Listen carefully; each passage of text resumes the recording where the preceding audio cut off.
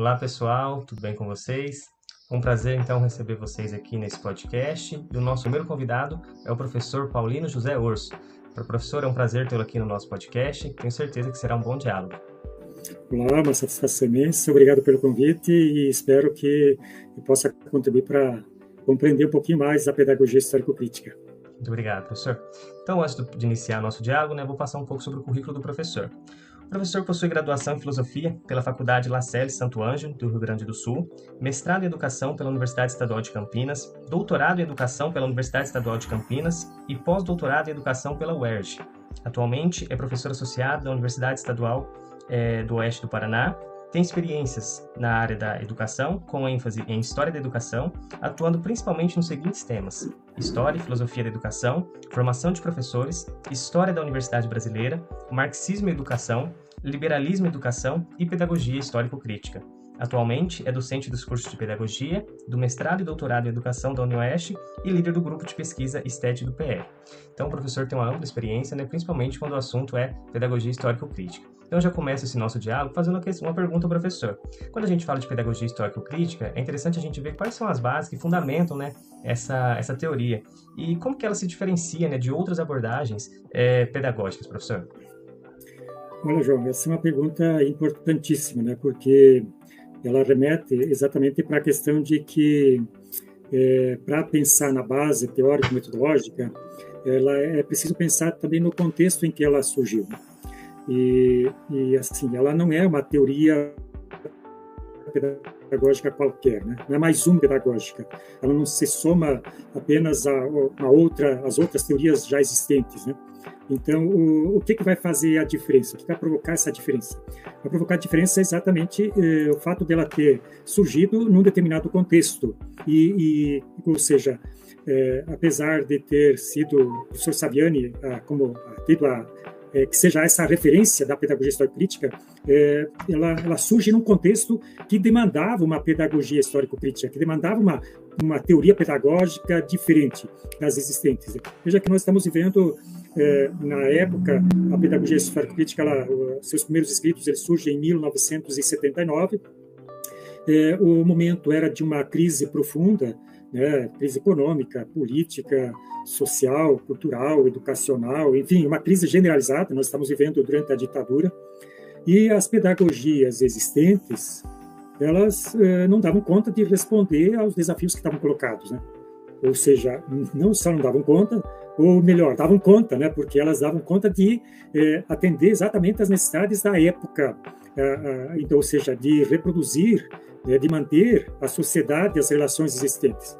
E o contexto, a crise, o que estava ocorrendo naquele momento, colocava exatamente o seu contrário, a necessidade de uma teoria pedagógica que se colocasse na contramão, ou seja, como o próprio professor Saviani fala, que fosse contra-hegemônica, fosse na contradireção daquilo que era dominante à época.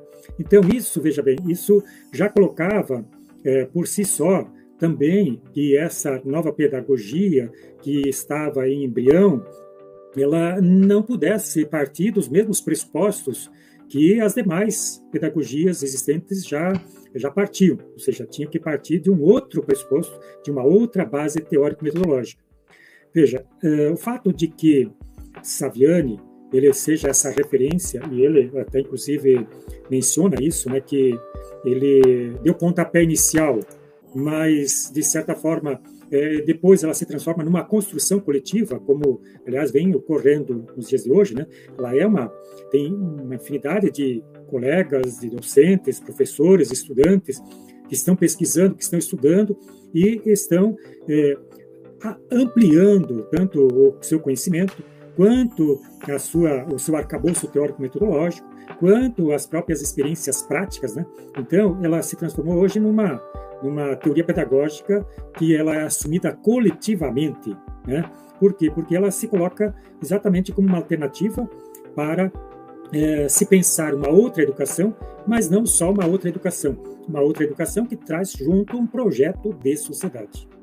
Esse é o mais importante, Ela traz junto um projeto de sociedade. E, de novo, não é um projeto de sociedade qualquer, ou não é um projeto de sociedade que é adequado, que se soma aos que já existiam, Tratava-se de pensar num projeto de sociedade diferente.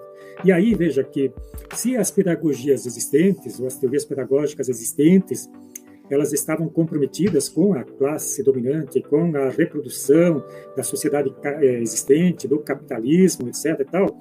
Então, isso colocava a necessidade de que se produzisse uma teoria pedagógica que fosse na contramão disso, né? Que fosse no enfrentamento disso. E se elas estavam comprometidas com a classe dominante e com a reprodução dessa sociedade, uma nova pedagogia supostamente se exigiria dela que tivesse comprometida com a transformação social e não com a manutenção, com a classe trabalhadora, não com a classe dominante. Então, veja, isso colocava uma necessidade, uma exigência específica, né, para essa nova teoria pedagógica e, portanto, uma nova base teórico-metodológica, né? Veja, Saviani, quando está para produzir, vai dar início a essa teoria pedagógica, ele não começa do zero, né? Sabiano não começa do zero. Nós temos uma série de intelectuais aí que já estão dando suas contribuições, do qual vai se somar, vai resultar a pedagogia histórico-crítica. Né? Nós temos aí, desde lá no passado, né, o próprio marxismo, nós temos aí Lenin, com toda a pedagogia soviética, nós temos Gramsci, nós temos aqui, né, se pensar mais próximo, temos Suchodolski, temos Niders, temos aqui no próprio Brasil, nós tivemos aí Paulo Freire, nós tivemos lá no caso, também nós tínhamos a pedagogia, a teoria, a teologia da libertação, que deu uma contribuição importante nessa perspectiva de uma teologia mais voltada para os interesses populares, e aqui tratava-se de pensar numa educação voltada para os interesses populares, ou da classe trabalhadora. E aqui nós tínhamos então também Libânio, tivemos Maurício Strattenberg, ou seja, nós tínhamos, já estava em embrião, só faltava alguém para meio que sintetizar um pouco essa teoria pedagógica que estava aí já sendo provocada pela realidade, né? A realidade, eu insisto muito nisso, né? O contexto estava colocando a necessidade de uma nova teoria pedagógica. E então, voltando para a tua questão, né?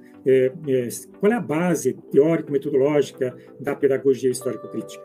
Veja, não podia ser outra a base, senão uma base teórica que estivesse comprometida com essa perspectiva transformadora.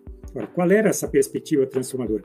Não podia ser outra senão o marxismo, senão o materialismo histórico-dialético, né? Que eu insisto sempre, não por uma questão dogmática, não por uma questão sectária, que o materialismo histórico-dialético é o único método que está comprometido efetivamente com a transformação social. E o que o Saviano vai fazer vai se utilizar, né, do método para pensar a pedagogia histórico-crítica nessa perspectiva transformadora. Né? Então, precisava de um método, precisava de uma base teórica que desse sustentação para aquilo que essas teorias que estavam em embrião, já que estavam nascendo, elas pudessem ir ao encontro, na direção, portanto, de uma nova educação comprometida com um novo projeto social, uma transformação social. Sim, perfeito. O senhor abordou na fala do senhor, né, a questão das pedagogias hegemônicas, né, em relação com a sociedade, né, uma sociedade que na época, né, inclusive até hoje em dia, a sociedade capitalista, né, que tinha ali o capital como principal dominador. Em relação à PHC, como que ela aborda essa questão entre a educação e a sociedade, né? Como que a pedagogia histórico-crítica ela entende, né, essa relação? Veja, como nós mencionamos, né, que a pedagogia histórico-crítica ela se coloca não por uma vontade de ninguém, né? Não é uma questão de uma idealização, né? Que agora vamos pensar numa teoria pedagógica transformadora. Não, é que a realidade estava colocando isso, né? A realidade estava colocando isso, a necessidade de uma teoria pedagógica transformadora. Então, o fato de articular com a educação, com o marxismo, com o materialismo histórico-dialético, que estava comprometido com a transformação, isso já colocava a necessidade, né? De que não se descuidasse da sociedade em que a educação ocorre. Ou seja, não dá para pensar a educação sem pensar a sociedade. Frequentemente se fala, João, que a pedagogia histórico-crítica, aliás, as demais pedagogias, né, aquelas consideradas hegemônicas, a pedagogia tradicional, nova, tecnicista, e mesmo até as reprodutivistas se descuidavam, né, dos determinantes sociais da educação. E eu costumo falar o seguinte, que não é que elas se descuidavam. Naquele momento, aquelas teorias pedagógicas dão conta exatamente dos interesses da classe dominante da época e, portanto, a educação correspondia a esses interesses. Então, não precisava se preocupar se ela com os determinantes sociais da educação, né? Porque elas eram umbilicais, digamos, né? A educação e a sociedade eram siamesas. A educação e a sociedade estavam intimamente imbricadas. Tinha uma educação para uma sociedade, tinha uma sociedade que colocava uma educação que correspondia aos seus interesses hegemônicos, dominantes. Então, não havia necessidade, entre aspas, de ficar questionando, né, se contempla ou não os determinantes sociais, né? Agora, uma teoria pedagógica diferente e transformadora, essa sim tinha que se preocupar exatamente com os determinantes sociais. Ela tinha que se preocupar com isso. Por quê? Porque ela não podia admitir, né, simplesmente que se fizesse qualquer educação, né, de qualquer jeito. E também não poderia pensar que pudesse fazer uma educação diferente, absolutamente diferente, numa sociedade como a que estamos vivendo, capitalista. Então, era necessário que essa nova teoria pedagógica ela contemplasse e colocasse em questão exatamente a sociedade existente. Por quê? Porque, veja, se a pedagogia histórico-crítica ela se propõe a transformar, né, se ela se propõe a transformar, como transformar se não conhece? Como transformar o que não conhece? Então, veja, a pedagogia histórico-crítica ela não se trata apenas de uma teoria pedagógica que está voltada para a mera transmissão, o repasse, né, do ensino, como, aliás, a escola sem partido, essa coisa toda, né, que nós tínhamos nos últimos tempos, elas queriam exatamente fazer, né, limitar o trabalho pedagógico a um mero repasse, uma mera transmissão, e não só transmissão de qualquer conhecimento, não, é só de alguns conhecimentos, nem de todos os conhecimentos, né? Então, de uma forma abstrata, oca, vazia, né, ascética e tal. Então, veja, se a pedagogia histórico-crítica está comprometida com a transformação social, necessariamente ela precisava contemplar a sociedade no sentido de que não contemplar a sociedade, não ficar apenas discutindo sociedade, mas pela educação, possibilitar o acesso aos conhecimentos que permitem compreender a sociedade. Porque só compreendendo a sociedade que você pode agir sobre ela e transformá-la. Não tem outra forma de mudar. Eu sempre falo o seguinte, que ninguém transforma o que não conhece. E ninguém conhece o que não transforma. Né? É uma relação dupla. Né? Por quê? Porque se a gente não conhece, naturaliza a sociedade existente e, portanto, não vai se preocupar em transformar. Né? Se conhece a sociedade existente, a forma como ela está organizada, a sua divisão social, as suas diferenças, todos os problemas com que nós nos deparamos, não coloca outra alternativa, sobretudo para os trabalhadores, e os educadores são trabalhadores, né? Então não se coloca outra alternativa senão, né, uma educação transformadora. Então, nesse sentido, que cabe à educação possibilitar o acesso aos conhecimentos, né, os melhores conhecimentos, no sentido de possibilitar tanto, né, o ensino, a socialização daquilo que já existe de melhor, de mais desenvolvido, já produzido pela coletividade histórico-social da humanidade, quanto, por meio deles, possibilitar exatamente o acesso à compreensão do mundo, né, para que a gente possa estabelecer uma praxis transformadora. Então, a relação entre educação e sociedade, para a pedagogia histórico-crítica, eu diria assim, que é uma relação que não pode se descuidar, que é uma preocupação que tem que se trabalhar as duas numa unidade. É claro que, nessa perspectiva também, é importante dizer o seguinte, que o trabalho pedagógico é um tipo de trabalho no interior da sociedade. A sociedade ela é muito mais ampla do que o trabalho pedagógico, do que o professor, do que a escola, né? Então, é lógico que as determinações macro, né, da totalidade social, elas são maiores sobre a escola do que da escola sobre a sociedade. Então, elas são mais determinantes, digamos, as determinações sociais do que as determinações da educação. Mas, pelo trabalho pedagógico, a pedagogia histórico-crítica parte do pressuposto exatamente de que, diferente do que entendiam as pedagogias reprodutivistas, né, que achavam que a sociedade, que a educação era somente determinada, né, a pedagogia histórico-crítica defende que ela também é determinante, na medida em que por meio da educação, a gente possibilita o acesso ao conhecimento e, portanto, o conhecimento do mundo, né? A educação não é outra coisa senão o conhecimento do mundo, né? Eu trabalho com o conhecimento, e o conhecimento significa as transformações históricas que produzimos ao longo da nossa trajetória na humanidade. Então, isso significa assim que, pelo conhecimento disso, né, através da educação, pelo conhecimento da sociedade, se possibilita agir sobre ela, não no sentido de apenas continuar de forma natural, as mudanças naturais, mas sim fazer de forma intencional no sentido de provocar uma transformação no sentido daquilo que são os compromissos históricos da classe trabalhadora, ou seja, com a transformação social, com a construção de uma sociedade efetivamente humana, e humana para todos, né? Sim. Perfeito, professor. Muito bem. Nesse sentido, professor, a gente sabe, né, um dos objetivos da PHC, da Pedagogia Histórico-Crítica, é a transformação social, que o senhor até citou aí. Como que se daria essa transformação social, né? De que forma, segundo a PHC, ocorreria isso? Olha, veja, alguns falam, né, que na perspectiva daquilo que o Paulo Freire coloca, né, a educação sozinha não transforma a sociedade. A educação sozinha não transforma. A educação transforma, mas não sozinha. Eu penso o seguinte, que a gente precisa cuidar primeiro com aquilo que a gente fala.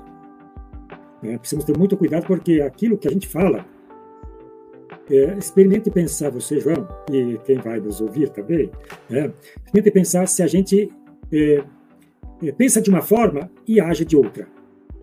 Não, a gente é muito coerente. A gente é bastante coerente, a não ser que a gente tenha problemas, né, de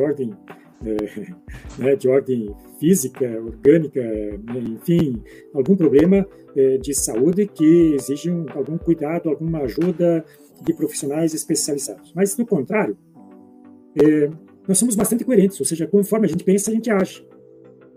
Conforme a gente pensa, a gente age. Então, quando nós falamos, João, que a educação não transforma a sociedade, ou não transforma sozinha a sociedade, veja, onde está o peso disso?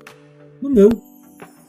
Né? No não transforma. Olha o peso que tem a palavra não para a gente. Então, veja, se a gente coloca assim, ela não transforma, ou não transforma sozinha, mas por que eu vou me empenhar em transformar se ela não transforma? Veja, então, ao invés de me preocupar com o conhecimento, com o diagnóstico, com a realidade, no sentido de me apropriar dela, para ver como é que eu vou agir nela, eu já de imediato, eu falo assim, eu relativizo, eu digo, não vai transformar, ou vai transformar um pouquinho, né? Não vai transformar sozinho, vai fazer um pouquinho.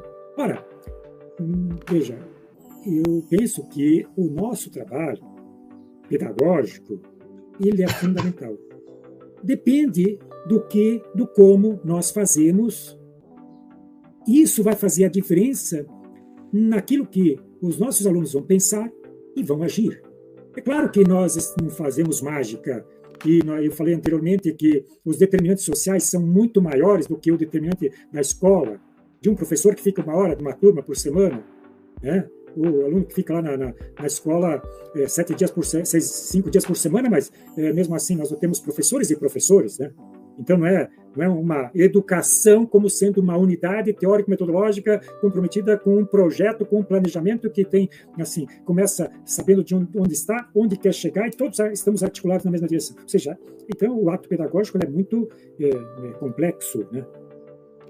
Mas o fato é que, se nós trabalhamos numa perspectiva crítica, transformadora, né, se ajudamos, através daquilo que nós fazemos, ajudamos o aluno a conhecer, compreender o mundo, e ele se reconhecer no mundo, quem ele é, onde está situado, que classe ele pertence, se ele se entender que a classe que ele pertence, o trabalho que ele faz, é um trabalho explorado, alienado, não resta dúvida de que ele não vai ficar, se ele compreender isso e se compreender, não vai ficar de braços cruzados esperando a morte chegar, né?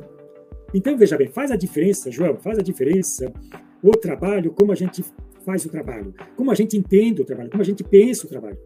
É claro que eu não vou transformar o mundo sozinho, mas não importa se eu não vou trabalhar sozinho, não é isso que está em questão. É que se você fizer isso, se eu fizesse, se outro colega fizesse, nós todos pensarmos nessa perspectiva, veja a diferença que faz. Agora, você imagine a diferença que faz também se a gente falar, não transforma. Então, qual é o teu compromisso? Qual é o teu envolvimento? Qual é a tua até onde você luta? Qual é o teu limite? Não. Tem uma dificuldade? Parou aí, porque, sabe? É difícil, não vai dar, não sou eu, não depende de mim. Sabe? Então, assim, nós temos que cuidar muito com isso, né? Então, veja, nessa perspectiva, o professor, né, pelo trabalho que faz, ele pode, de fato, dar uma contribuição importantíssima nesse sentido de construir mover, né, pelo trabalho que a gente faz, pelas discussões que a gente faz, pelo trabalho que a gente realiza na sala de aula, ajudar o aluno a compreender o mundo e ajudar a ele, né, para que ele, de fato, ele seja o agente transformador, ele se insira nessa sociedade como agente transformador. E é claro que com todas as complexidades que isso existe, que está envolvido, né? Mas, de qualquer forma, faz a diferença na medida em que nós temos esse compromisso e nos colocamos como o desafio, né? Colocamos como o desafio de fazer do nosso trabalho um trabalho que vá ao encontro dos interesses da nossa condição existencial, da humanização, né? Da classe trabalhadora, o compromisso com a classe trabalhadora. Faz a diferença. Sim, perfeito, professor. Ainda nesse sentido, a gente sabe que na escola existe uma relação íntima, né, entre o professor, né, e o estudante. Nesse sentido, como que a pedagogia histórico-crítica ela influencia as práticas, né, de ensino e de aprendizagem, né, desses dois atores?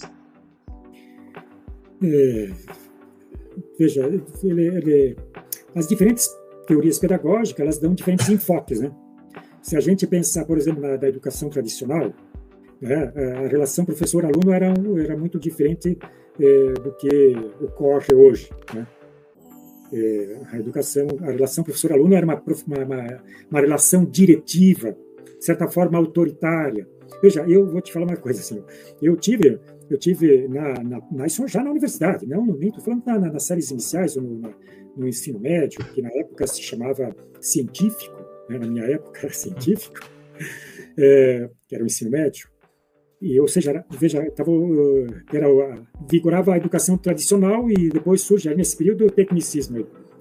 Então, mas o científico o nome vem de ciência, valorização da ciência, claro que no sentido positivista da ciência. Mas nesse momento, veja, a preocupação era que se tinha um professor que dominava os conteúdos, o conhecimento, e que cabia a ele, então, ensinar o aluno papel pacífico de receptor. Aquilo que o Paulo Freire, de certa forma, fala também de o aluno e o professor, né, estabelece uma relação mais ou menos bancária, né? O professor sabe, deposita na cabeça do aluno, né, os conhecimentos, né? Então, era mais ou menos isso que ocorria na educação tradicional. Na educação nova, a coisa muda, né? Muda e se inverte, e o centro passa a ser o aluno. Então, ao invés de ter uma pedagogia diretiva, né, nós temos, por parte de Carl Roger e outros intelectuais que vão defender uma pedagogia não diretivista, e que o aluno seja o centro, que ele seja o definidor daquilo que lhe interessa. Então, o professor se transforma num mero facilitador, num mero apoio, num mero acessório do ato pedagógico. A pedagogia histórico-crítica, ela pensa muito diferente.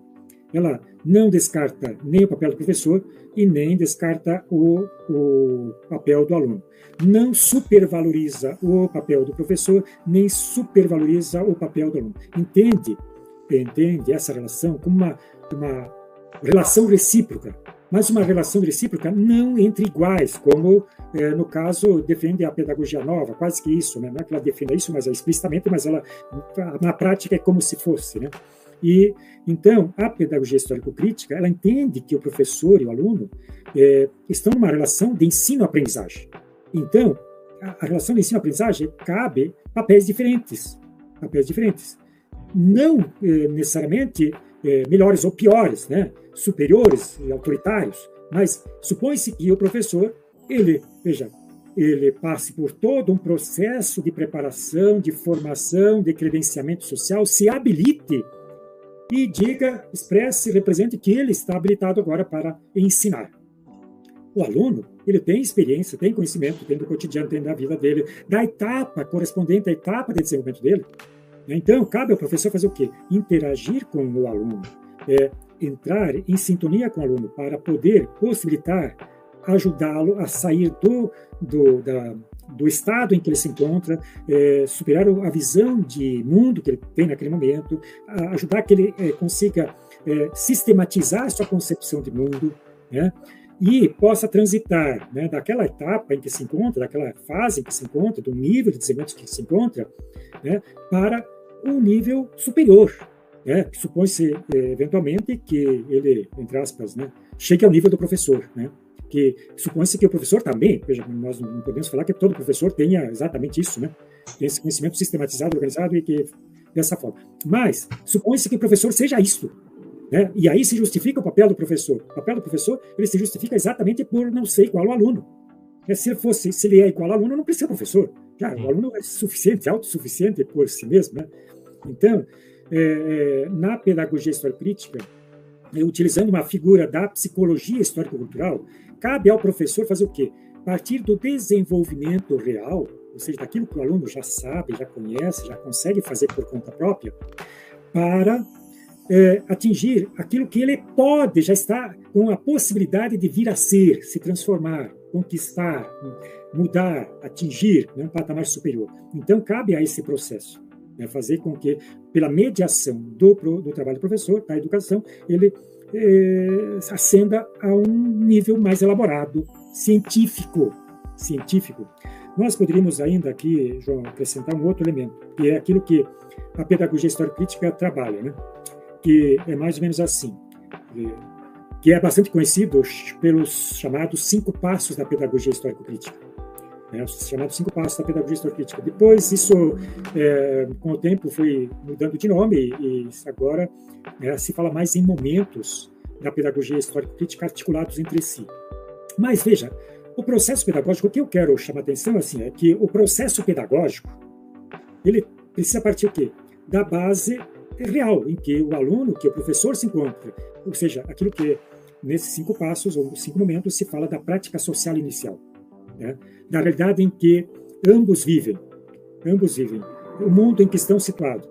E então, é partindo dessa realidade, através do trabalho do professor, passar pela problematização, pela instrumentalização, pela catarse, chegar num outro nível, né? Que seria aquilo que se chama de prática social final, ou seja, quando o aluno ele se apropriou, depois de todo um processo, né, de trabalho pedagógico, ele se apropriou desses conhecimentos e agora ele tem condições de, com uma compreensão elaborada de mundo, sistematizada, organizada, científica, ser capaz de utilizar esses conhecimentos para agir intencionalmente e transformar essa realidade.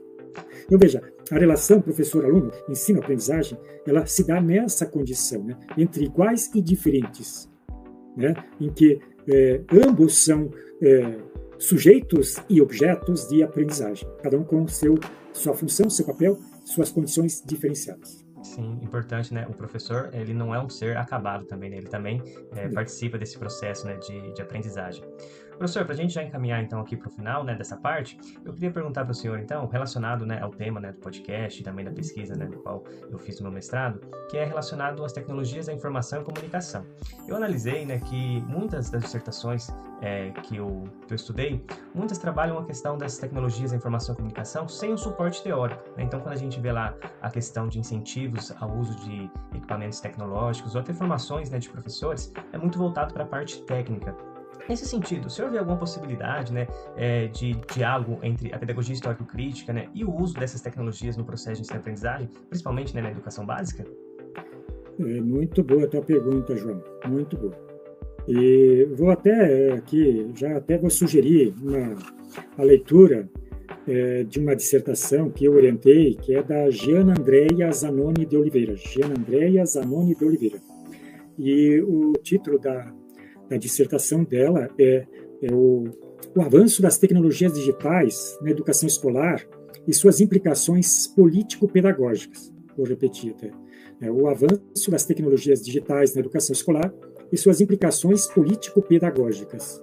Muito importante, um trabalho fantástico que ela utiliza para fazer uma reflexão sobre o processo de desenvolvimento, né, do homem, da história, e junto com ele dos instrumentos de trabalho e aquilo que hoje nós chamamos das tecnologias, né, e como é que elas impactam na vida social e na educação.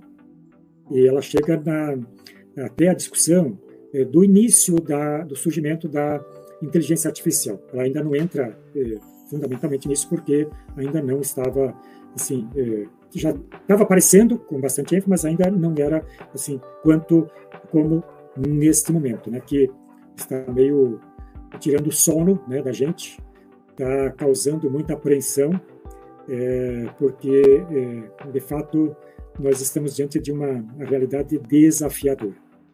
Mas, voltando à tua questão, João, sobre essa questão das tecnologias, eu penso que é uma questão fundamental.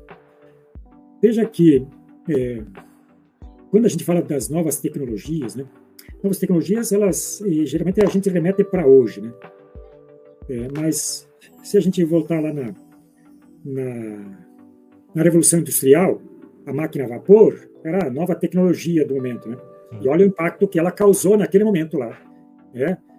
No mundo do trabalho e na sociedade, na própria educação, que vai desafiar, né, uma mudança, inclusive, de, entre aspas, paradigma, não gosto de usar essa palavra, mas vou usar aqui, de paradigma da educação, que forçou, inclusive, a abertura, né, a ampliação do acesso da escola para os trabalhadores, para poderem trabalhar com as novas tecnologias aí. Até então, praticamente, a escola estava muito restrita, né, à classe dominante. E claro que aí, desde o século XVI, XVII, com a Reforma Protestante, já surge a demanda dessa ampliação da escola. Por quê? Porque quando Lutero vai fazer a Reforma Protestante, ele vai defender que cada crente leia a Bíblia, interprete a Bíblia na sua própria língua. E não fique mais submisso à interpretação do clérigo que só fazia isso no latim. Então, com isso, ele indiretamente, Lutero vai defender a ampliação da escola para que o crente pudesse aprender a ler. Ele não sabia como é que interpretar a Bíblia na sua própria língua, você não sabia ler e escrever. Então, ele precisava. Então, com isso, de certa forma, ele induz, ele não defende isso, mas eu estou dizendo que indiretamente isso vai provocar, né, esse impacto lá. E também, na medida em que, por exemplo, lá nós temos outros intelectuais articulados à burguesia que vão estimular exatamente a necessidade de dominar, por exemplo, o Adam Smith, né, que vai defender a necessidade de os trabalhadores dominarem minimamente as primeiras letras, né, os códigos, a escrita, enfim. Mas sempre o fizeram com o cuidado de que a escola não escapasse do seu controle. A escola, que a educação, que o ensinamento, ele não se voltasse contra a classe dominante. Que o trabalhador se utilizasse para compreender o mundo, para ter consciência da sua condição, consciência do mundo e agisse no sentido transformador. Então, a classe dominante sempre teve isso presente. Né? Sempre teve isso presente. Inclusive hoje. Já vista o que está acontecendo, né, no âmbito do Ministério da Educação, depois do golpe de 2016, sobretudo. Já vinha isso acontecendo, mas se intensifica muitíssimo a partir do golpe de 2016, quando a classe dominante se apropria, bota a mão, né, do Ministério da Educação para doutrinar, né, tudo aquilo que eles fizeram e condenavam, e passaram a fazer o quê? Doutrinação pedagógica. Né? E aí, junto com a escola sem partido, com o homeschooling, com a questão dos pastores dentro do ministério, dando seu enfoque apenas, né, místico, religioso, acabando com toda promovendo um ataque direto, né, à filosofia, à antropologia, à história, à geografia, sociologia, ou seja, às ciências humanas. Então, foi um aparelhamento e um doutrinamento que se fez até então e que até hoje nós não conseguimos nos emancipar disso, porque o Ministério da Educação está lá dominado pela Fundação Lehman, por outra Fundação Itaú, por outra Fundação Ayrton Senna e outras empresas que estão, e fundações que estão lá dentro e que estão determinando como tem que ser a educação. Mas veja, a questão das tecnologias, elas já estão colocadas desde a pedra lascada, a pedra polida, a pedra lascada, era um instrumento mais aperfeiçoado da época. Era a tecnologia da época. Né? Todavia, veja assim, se nós fizermos um voo rápido, né, de lá da pedra lascada até agora, com a inteligência artificial, nós fomos acumulando conhecimentos que permitiram ao homem produzir meios e instrumentos para facilitar a sua própria vida. Então, as tecnologias, elas vieram e o conhecimento científico veio no sentido de possibilitar o homem para reduzir o seu esforço físico, trabalho, músculo, né? O próprio uso do cérebro, o sangue humano que é sugado, que é desgasto na produção. Então, as tecnologias, elas foram sendo produzidas como uma forma de extensão do trabalho humano, de ampliação do trabalho humano, de redução do esforço do trabalho, do desgaste humano e, consequentemente, uma possibilidade de garantir uma vida melhor para todos. Veja, se a gente utilizasse agora toda essa tecnologia, João, que a gente tem aí, para colocar a serviço não de meia dúzia, né, porque ela é apropriada, foi produzida coletivamente ao longo de milhares de anos, foi produzida pelo esforço de milhões e bilhões de trabalhadores ao longo dessa história, e ela vem sendo apropriada individualmente, particularmente por meia dúzia, que controla todas elas e coloca em seu benefício. E aquilo que era resultado do trabalho coletivo agora está se transformando em quê? Em descarte do trabalhador, em maior esforço do trabalhador. Em vez de diminuir o esforço, nós estamos trabalhando mais. Veja, o celular, essas mídias digitais, elas estão fazendo com que a gente trabalhe mais. Tem uma vida mais cansativa.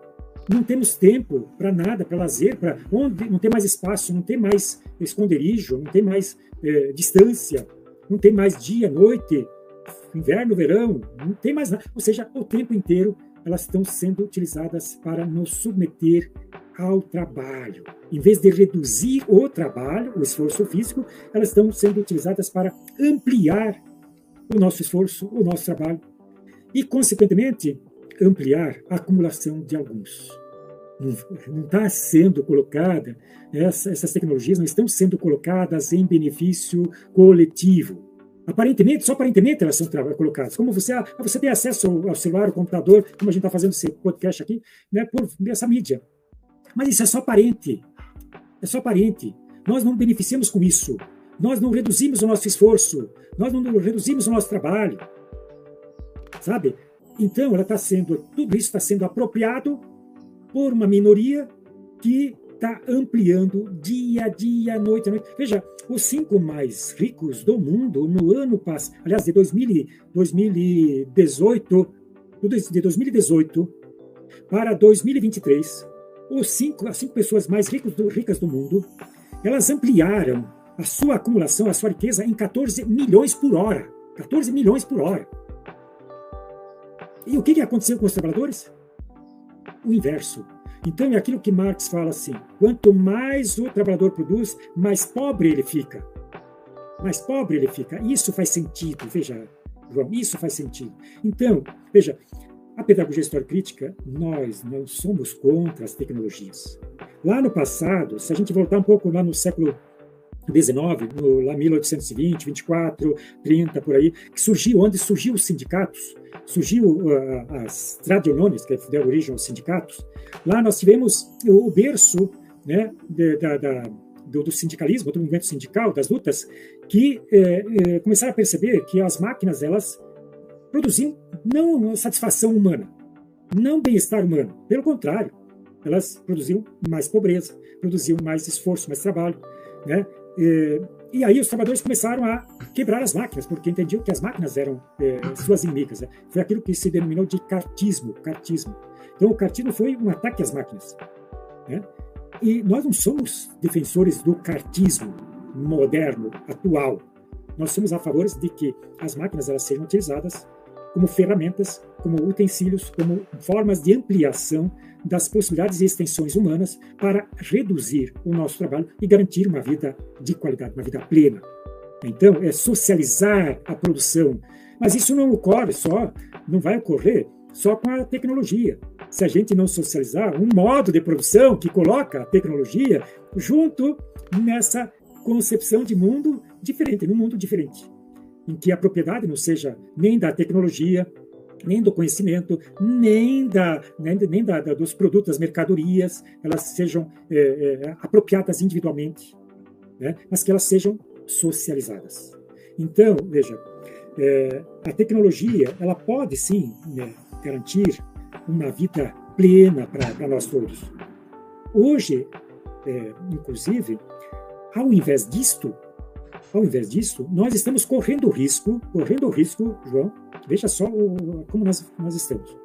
Nós saímos da pedra lascada, fizemos todo esse percurso, chegamos a um desenvolvimento tal que agora as tecnologias, elas passaram a fazer o quê? A produzir conhecimento por conta própria. A inteligência artificial, ela começou a produzir conhecimento. Primeiro ela foi alimentada, né? Alimentada para fornecer informações, para ela extrair aquilo que você quer, ela te responde, aí ó que legal que ela é. Ela te responde aquilo que você pergunta, ela te responde. Mas não, agora que elas foram alimentadas, elas não só fazem isso, te responder, agora elas passaram a produzir conhecimento. Então, inteligência produzindo inteligência, conhecimento. Então, isso significa que, além do mais, isso, o fato delas começarem a produzir conhecimento, a produzir consciência, entre aspas aqui, consciência, elas estão produzindo a possibilidade de serem autônomas, independentes, de se emanciparem, de dispensarem aqueles que os criaram, aqueles que os alimentaram, o homem. E já ocorreu casos, João, em que as máquinas se voltaram contra os próprios criadores. Já tem casos.